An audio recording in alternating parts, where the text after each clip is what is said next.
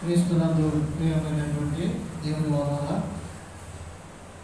దేవుడు తన ప్రేమను మన ఎడల వెల్లడిపరిచి ఈ నేటి దినం వరకు కూడా మన ఉపవాసాలు చొప్పున మనందరూ కూడా జ్ఞాపకం చేసుకొని ఇప్పటికీ ఈ దినాన్ని చూసే భాగ్యం ఇచ్చాడు. అందుకే మనం అందరం కూడా చిన్న మందగా దేవుని మందగా ఆయన కుమారుడైన యేసుక్రీస్తులో ఆయన మందిరంలో మనం చేరినాము. పాటల ద్వారా దేవుని మహిమపరిచినాము.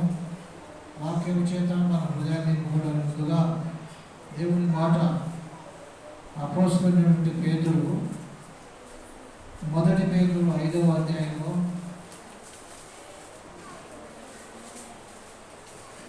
సారీ 4వ అధ్యాయం అండి. మొదటి పేతురు 4వ అధ్యాయము మొదటి నుంచి నేను చదువుతాను, కొన్ని విషయాలు చదువుతాను, తర్వాత మొదలుపోతాము. అపోస్తలుడైన పేతురు రాసిన మొదటి పత్రిక 4వ అధ్యాయాన్ని మనం చదువుతున్నాము.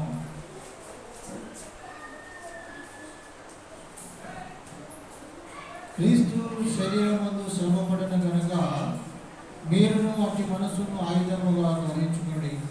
అపోస్తలుడైన పేతురు అంటున్నాడు ఇక్కడ దేవుని మాటగా, క్రీస్తు శరీరమందు శ్రమపడిన కనుక మీరును అట్టి మనసును ఆయుధముగా ధరించుకోండి.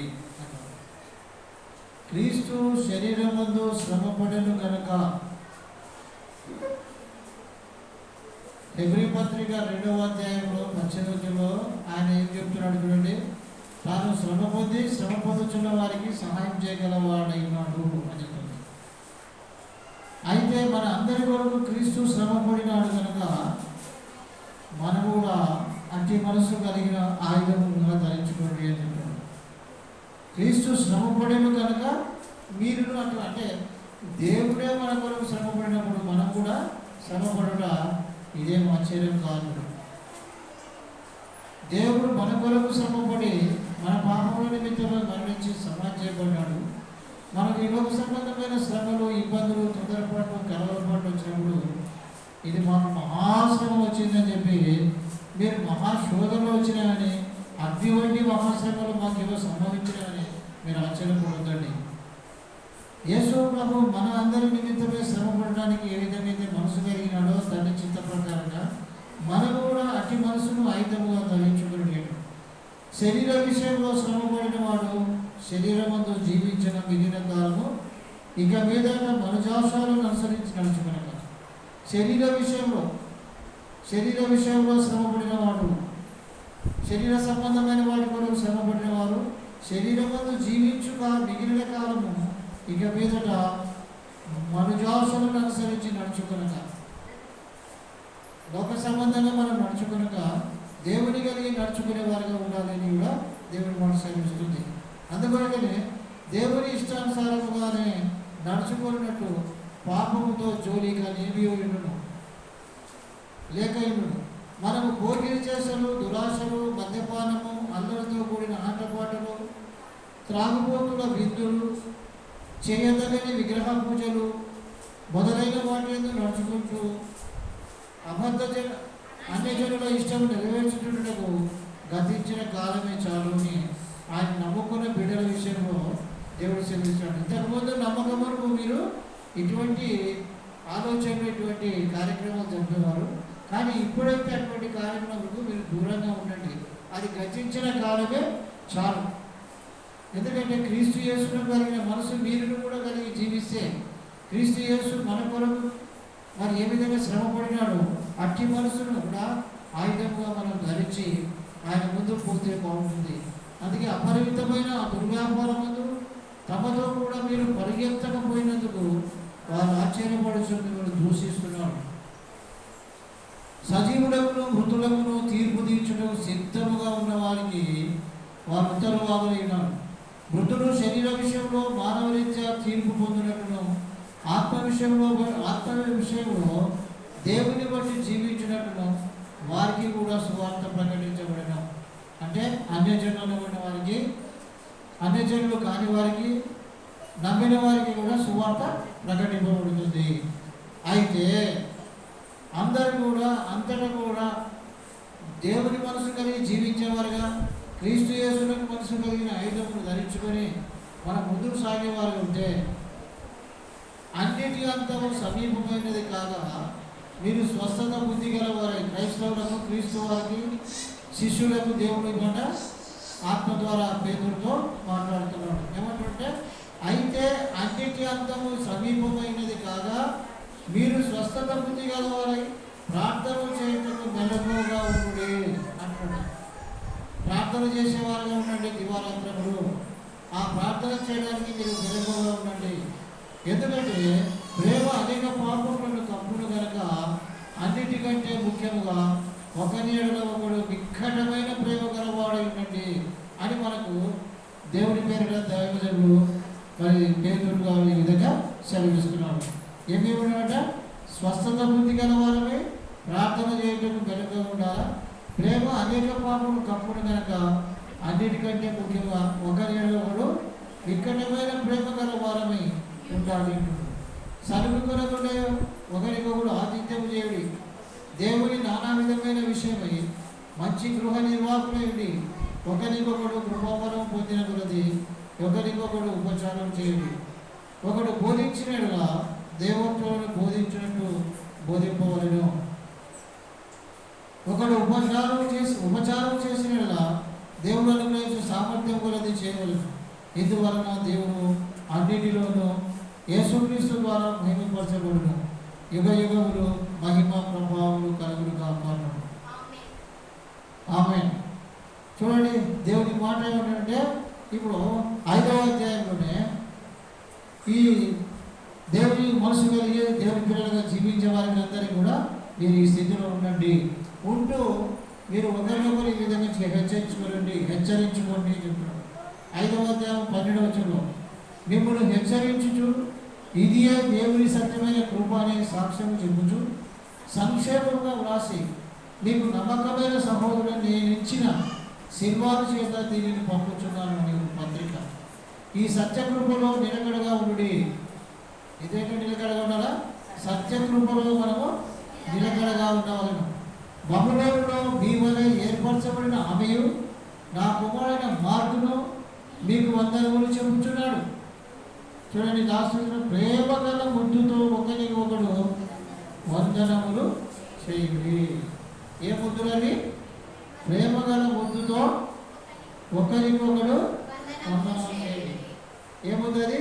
ప్రేమ గల ముద్దు. బైబిల్లో 10 రకాలైన ముద్దులు ఉన్నాయి.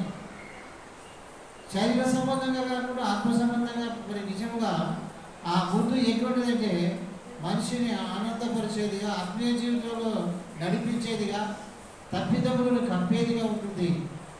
ఎందుకంటే ప్రేమ గల ముద్దుతో ఒకరికి ఒకడు వందనములు చేయుడి. ఎవరు చెప్పుకోవాలి ఇవన్నీ? క్రీస్తు సంఘంలో మీకు వందనాలు తెలుపుతున్నాయి కనుక దేవుని సంఘంలో, ఆయన శరీరమైన సంఘంలో మనమందరం కూడా ఆయన ప్రియమైన పిల్లలుగా ఆయన పోలి నడుచుకుంటూ ప్రేమ గల ముద్దుతో ఒకరికొకడు వందనములు చెప్పించుకోవాలి. ప్రేమ గల ముద్దు ఎటువంటిదంటే అంతవరకు కూడా ఎడబాయకుండా ఆయన హత్తుకొని జీవించేదిగా ఉంటుంది. ప్రేమ గల ముద్దు ఎప్పుడు కూడా అందరిలో కూడా సిగ్గుపడకుండా చేయవలసిన పని ఏదైతే ఉందో దాన్ని చేసి చూపిస్తున్నాడు.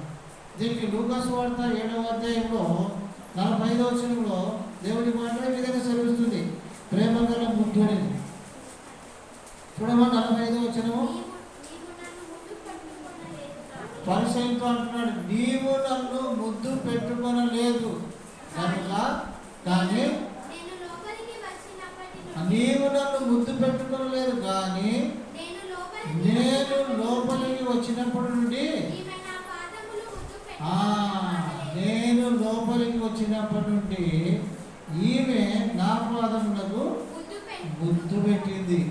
అయ్యా, నువ్వు నన్ను ఇంటికి ఆహ్వానించినావు, పరిచయం చేస్తున్నావు, ఆతిథ్యం ఇస్తున్నావు, సత్కారం చేస్తున్నావు, కానీ నాకు చేయవలసిన పని నువ్వు చేయలేకపోయినావు.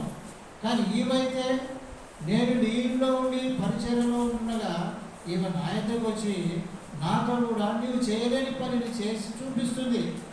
నేను లోపలికి వచ్చినప్పటి నుంచి ఈమె ఏం చేసిందమ్మా? నా పాదములను ముద్దు పెట్టుకుని మానలేదు. ముద్దు ముద్దు పెట్టుకోవడం మానలేదు. అందరూ కూడా చూస్తున్నాం కానీ ఆమె ముద్దు పెట్టుకునేది ఎవరిని? యేసు ప్రభువుని ముద్దు పెట్టుకునేది. ఎవరిని ముద్దు పెట్టుకునేది? ఆయన పాదములను ముద్దు పెట్టుకునేది. ఆయన పాదములు ఏమైనాయంటే పాదపీఠము భూమి అయింది. ఆయన ఆకాశ విశాలములు పట్టజాలని మహిమ చేత నింపబడిన దేవుడు, పాప క్షమాపణ కలుగజేసే దేవుడు, పాపముల నిమిత్తమే మరణించి సమాజపడి తిరిగి లేచే దేవుడైనాడని తెలుసుకునేమో. ఆమె పాపుల రక్షకుడైన యేసుక్రీస్తుగా ఆమె యేసుప్రభు గురించి తెలుసుకొని పరిసయ్యుల ఇంటిలోనికి వచ్చి ఆమె మానకుండగా ముద్దు పెట్టుకుని ఉంది. ఆ ముద్దు పెట్టుకోవడం వలన ఆమె సిగ్గుపడకుండా యథార్థతతోనూ భక్తితోనూ భయంతో చేయవలసిన కార్యం చేయగలిగినందుకు ఆమె యొక్క తప్పిదములన్నీ కూడా కప్పివేయబడినవి అని సామెతల గ్రంథం 10వ అధ్యాయం 22 చెప్తున్నాడు. మానకుండగా ముద్దు పెట్టుకునేదే ప్రేమగల ముద్దు. చూడమ్మా 10వ అధ్యాయం 17వ వచనం 12వ వచనం.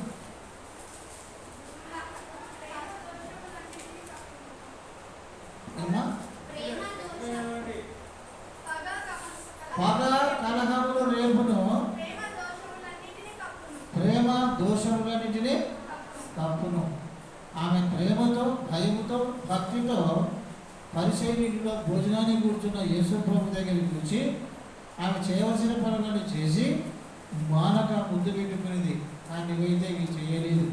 అందుకే ఆమె ప్రేమ గొప్పది, ఆమె భయము గొప్పది, ఆమె మెలకువ గొప్పది, ఆమె విధేయత గొప్పది. కాబట్టి ఆమె క్షమించబడింది, సమాధానం కలదైపోయింది. అదే 1 పేతురు 4వ అధ్యాయం 8వ వచనంలో కూడా ఏమిటంటే ప్రేమ అనేక పాపములను కప్పును కనుక అన్నిటికంటే ముఖ్యముగా ఒకని ఎడల ఒకడు వికటమైన ప్రేమ గలవారైనండి. వికటమైన ప్రేమ గలవారైనండి అంటాడు. వికటమైన ప్రేమ ఎవరికి ఉంటుంది? తల్లిదండ్రులకు పిల్లల మీద ఉంటుంది, పిల్లలకు తల్లిదండ్రుల మీద ఉంటుంది, భర్త భార్య మీద ఉంటుంది, భార్య భర్త మీద. ఎవరైతే వికటమైన ప్రేమ గలవారుగా ఉండి ఒకరికొకరు పరామర్శించుకొని ప్రేమించుకొని ఆయన మాట ప్రకారం ముందుకు సాగిన ఆశభక్తిలో అటువంటి వారందరిలో కూడా దేవుడు గొప్ప దీవెనలు అనుగ్రహించేవాడు ఉన్నాడు. ఈ ప్రేమ శాశ్వత కాలమైంది కాబట్టి అందుకొరకనే ఈ ప్రేమ స్వరూపమైనటువంటి దేవుడు చెప్పినట్టుగా మరి ప్రేమతో ముద్దు పెట్టుకొని నేను చెప్పాడు కదా. ఆ ప్రేమతో ఏమైందంటే లూకాసు వార్త 15వ అధ్యాయంలో తండ్రి తన కుమారుడు తనకు సమీపంగా ఉన్నప్పుడు ఇంకా ఇంకా ఇంకా దూరంగా ఉన్నప్పుడు సమీపంగా ఉన్నానని చెప్పి తెలుసుకున్నప్పుడు ఆయన దగ్గరికే వెళ్ళి తండ్రి తన ప్రేమను వెల్లడిపరిచినాడు. ఆయన మెడ మీద పడి ముద్దు పెట్టుకున్నాడు. 15వ అధ్యాయము చూడమ్మా.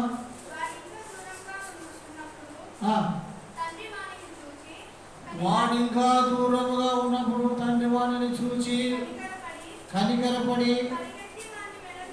పరిగెత్తి వాని మెడ మీద పడి ఏం చేశాడు? వికటమైన ప్రేమ,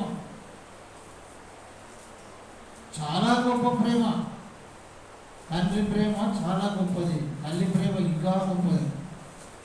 వికటమైన ప్రేమ చూపించాడు ఇక్కడ. వాడు ఇంకా దూరంగానే ఉండి తన కుమారుడు ఈ విధంగా వస్తున్నాడని తెలుసుకొని ఆయన ఆ కుమారుడి దగ్గరికి పోయి మరి మెడ మీద పడి ముద్దు పెట్టుకున్నాడు. ఆ ముద్దు ప్రేమ ముద్దు, ఆ ముద్దు దయగల ముద్దు, ఆ ముద్దు అన్ని విషయములలో ప్రేమను తప్పిదములను కప్పే ముద్దు. ప్రేమించే ముద్దు తప్పిదములను కప్పేదిగా ఉంటుంది. ప్రేమించని ముద్దు ద్వేషమును కలగజేస్తుంది. ప్రేమించని ముద్దు కీడు చేసేదిగా ఉంటుంది. దీనికి ఉదాహరణగా మత్తయి సువార్త 26లో ఇస్కరియోతు యూదా యేసు ప్రభువును ప్రేమించినట్టుగా ప్రేమించినాడు, కానీ అతడు చేసిన పని ఏముంది? ఆయన శత్రువులకు గుర్తు చెప్పినాడు. నేను ఎవరి దగ్గరికి అయితే వెళ్ళి బుద్ధి పెట్టుకుంటానో ఆయననే మీరు వెతుకుచున్న క్రీస్తు అని చెప్పినాడు. చెప్పి ఆయనను మరి పట్టించడానికి ఆ సైనికులతో పాటు అయినా ఎస్ఎంఎస్ చూడడానికి వచ్చి ఆయన పట్టించడానికి ముందుగా బోధ కూడా నీకు శుభం అని చెప్పి గుర్తు పెట్టుకున్నాడు. ఇది ద్వేషంతో కూడిన ముద్దు, ఈర్ష్యతో కూడిన ముద్దు, అన్ని విషయంలో నష్టం చేసేటువంటి ముద్దు. ప్రేమించిన మనిషి కీడు చేసే ముద్దు ఇది. ఇస్కరియోతు ఆయనకు ఆ విధంగా చేసినందుకు ఆయనకు వచ్చిన ఫలితం ఏమొచ్చింది? ఆయన ఉరి వేసుకొని సావాల్సి వచ్చేసింది. అపోస్తల కార్యంలో ఉంటుంది చూడండి, 26వ అధ్యాయంలో ఎంత మంచి మాట చెప్తుంది చూడండి. ఒకరికొకడు మీరు ప్రేమ గల బుద్ధితో ఒకరికొకడు వందనాలు చెల్లించుకోండి చెప్పినాడు కదా. మరి మనం అందరము ప్రేమించుకునే వాళ్ళగా, ఒకరికొకరు వందనాలు చెప్పుకునే వాళ్ళగా, ఒకరికొకరు వాక్య ప్రకారంగా మనము చూడండి. అపోస్తల కార్యంలో మత్తయి వార్తండి, ఇంత గొప్ప దేవుడు మన కోసంగా దేవుడుగా ఉన్నాడు. ఇంత గొప్ప దేవుడు మన కోసంగా తన పిల్లలను కాపాడడానికి కొరకు ఆయన మనతో కూడా ఉండి మనను నడిపిస్తున్నాడు. మత్తయి సువార్త 27వ అధ్యాయం చూడండి. యూదా ఇస్కరియోతు చేసిన పని ఏమిది? ద్రోహపు ముద్దు, నమ్మించి మోసం చేసేటువంటి ముద్దు. అందరూ ముద్దు పెట్టుకుంటున్నారు, అందరూ ప్రేమిస్తున్నారు, కానీ నష్టం చేసేటువంటి ముద్దులు, నష్టం చేసేటువంటి ఫలితానం ఉంటుంది. చాలా వీరైతే గతించిన కాలమే చాలు. ఇప్పుడు మీరు క్రైస్తవులుగా ఉండి అంత్య దినములలో, దుర్దినములు, అపాయకరమైన దినములు ఉన్నామని కలిగి ప్రేమకు బొద్దులుగా ఒకరికొకడు ప్రేమతో ముద్దు పెట్టుకొని వందనాలు చెల్లించుకోవడం మీరు నేర్చుకుంటే మీరు నన్ను నేర్చుకున్న వారు అవుతారు, నా శ్రమను ఎరిగిన వారు, నా మనసు కలిగి జీవించిన వారు అవుతారు. అపోస్తల కార్యంలో 27వ అధ్యాయము చూడండి, 3వ వచన భాగం. అప్పుడు ఆయనను అప్పగించిన యూదా ఆయనకు శిక్ష విధింపబడగా చూచి పశ్చాత్తాపపడి ఆ 30 వెండి నాణ్యములు ప్రధాన యాజకుల యొద్దకు, పెద్దల యొద్దకును మరలా తెచ్చి, నేను నిరపరాధ రక్తమును అప్పగించి పాపం చేసి తినని చెప్పాను. ద్రోహము ముద్దు పెట్టి నిరపరాధి అయిన యేసుప్రభువును పట్టించినాను అని చెప్పేసి చెప్పుకుంటాడు. వారు దానితో మాకేమి, నీవే చూచుకొనిమని చెప్పగా అతడు ఆ వెండి నాణ్యములు దేవాలయంలో పారవేసిపోయి ఉరి పెట్టుకొనేను. చూడండి, ఒకరికి కీడు చేసి, ఒకరికి నష్టం చేసి, మనం సంతోషించి, ఒకరిని చూసి మనం మరి అన్ని విషయంలో బాధ లేకుండా వారిని చూసి సంతోషించే వారు ఉంటున్నాము. ఆ విధంగా ఉంటే కాదు. మీరు ఎప్పుడైనా కానీ ప్రేమగల బుద్ధితో ఒకరికొకరు వందనాలు చెల్లించుకున్నట్టు మీరు కీడు చేసుకోండి. వికటమైన ప్రేమ, ఆశ్చర్యకరమైన ప్రేమ, దేవుని ప్రేమ. ఎంతోమంది ప్రేమ చూపిస్తున్నారు, కానీ ఆ ప్రేమలో కంటే దేవుని ప్రేమ చాలా గొప్పది. ఆయన చేసిన పని ఆయనకేమైంది? నష్టమైంది. అందుకే వాడు చేసిన పనికి తనే మరి నష్టపోయినాడు. చూడండి, దేవుని మాటగా ఎంత గొప్ప మాట చెప్తున్నాడు. మరి నేను నాకు బిడ్డవు కదా, కుమారుడు కదా అని చెప్తున్నాడు. 31వ అధ్యాయం 20వ వచనంలో ఇక్కడ ఎఫ్రాయిము చాలా తిరుగుబాటుదారులు, అవిధేయులు, వారి వంశం వారందరూ కూడా దేవునికి ఇష్టం లేని పనులు చేస్తూ వచ్చినారు. ఆయన కూడా దేవుడు వారిని ప్రేమించి ఈ మాట మాట్లాడుతున్నాడు. 20వ వచనం, ఎఫ్రాయిము నాకు ఇష్టమైన కుమారుడా, యా బిడ్డ, నా ముద్దు బిడ్డ. ఎఫ్రాయిము నాకు ఇష్టమైన కుమారుడా, నాకు ముద్దు బిడ్డ, నేను అతనికి విరోధముగా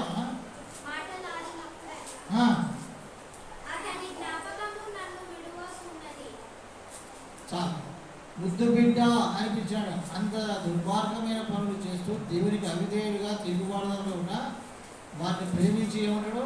ముద్దు బిడ్డ అంటాడు. అంటే తల్లిదండ్రులైన వారు కూడా పిల్లలలో ఎవరో ఒకరు మరి నిజంగా కాని పనులు చేస్తున్నప్పుడు, మనసు నొప్పించుకొని బాధపడుతున్నప్పుడు అందరికంటే కూడా ముద్దు బిడ్డ, నువ్వు ఈ విధంగా ఉండాలా, ఈ విధంగా ఉండాలని చెప్పి మరి తల్లిదండ్రులు ఈ విధంగా ఒక బిడ్డను, కుమారుని చాలా జాగ్రత్తగా చూసుకోవడానికి ఇష్టపడతారు. మనం కూడా అన్ని విషయాలు కూడా చెడిపోకుండా, పడిపోకుండా జాగ్రత్తగా బ్రతకాలని ఆయన మనకు ముద్దు బిడ్డ అంటున్నాడు. నా కుమారుడా, నాకు ఇష్టమైన వాడా అని చెప్పేటప్పుడు. కాబట్టి మరి నిజంగా దేవుని ప్రేమ ఎంత గొప్పదంటే చాలా గొప్పది. ఎందుకు చెప్తాడంటే లోకంలో పగవారు ఉన్నారు. పగవాడు అనేకమైనటువంటి బుద్ధులు, లెక్కలేని బుద్ధులు పెడతాడు, కానీ వాడు మన ప్రేమను, మన యొక్క క్షేమం కోరేవాడు కాదు. అటువంటి వాడు స్నేహం చేసేదానికన్నా మన క్షేమం కోరి మనకు సహాయించి మనతో కూడా సమ్మతించి నడిచేవాళ్ళు ఉంటే ఒకరికొకరు వందనములు చెప్పుకునే వాళ్ళం ఉంటాం. ఒకరికొకరు ప్రేమ కలిగి బుద్ధులు పెట్టుకొని వారి దేవుడి వారి ఆశీర్వాదం పొందగోరే వాళ్ళు ఉంటామని దేవుడి వాక్యం ద్వారా మనం చేస్తున్నాను. బుద్ధులు 10 రకాలు ఉన్నాయి. ఈ 10 రకాలలో చాలా ఉన్నాయి. ఇంకా ఈ వీటిలో ఈ మాత్రమే నేను మీకు చెప్పి ముగిస్తున్నాను. నమ్మిన మనం అందరం కూడా ప్రేమ గల బుద్ధుతో ఒకరికొకరు వందనములు చెల్లించుకొని దేవుడి వాక్యం ద్వారా ముందుకు సాగాలని మనం చేస్తున్నాం.